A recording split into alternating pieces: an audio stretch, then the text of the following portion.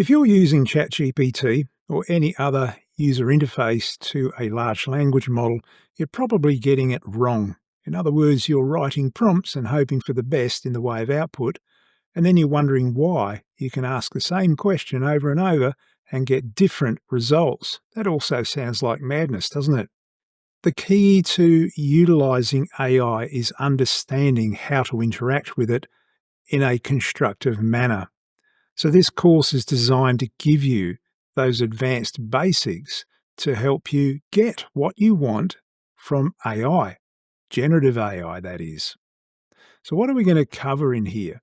Well, firstly, we got to understand things like privacy. How do you protect yourself? Because at the end of the day, if you're sharing knowledge, then of course the training for that model will likely use that knowledge you've shared. And if it's private, well, it could be compromised somewhere down the line, especially from an enterprise perspective.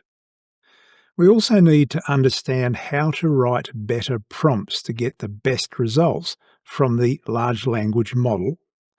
Once we've done that, we want to organize our prompts because honestly, you're going to have so many chats or messages building up over time. If you want to go back on any of those, you're going to be in such a disorganized mess that it's going to be very difficult to reference those. So we tend to build projects to help us through that process. They also help us build workflows.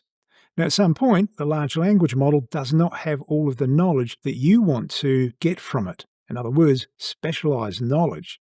So we can build GPTs and add the knowledge to the GPT. Once we've got past those points, we're going to start thinking about agentic AI. Firstly, though, to get the thought process going, we're going to work with a user interface-based agent. Once we understand that process, we'll move into agentic AI. And agentic AI covers things like automation and chatbots. So in this course, we'll actually construct a chatbot to work on some knowledge that we uploaded to our GPT and understand the process of construction. And we do not need to write any code in this process. We'll also demonstrate the deployed version of our chatbot.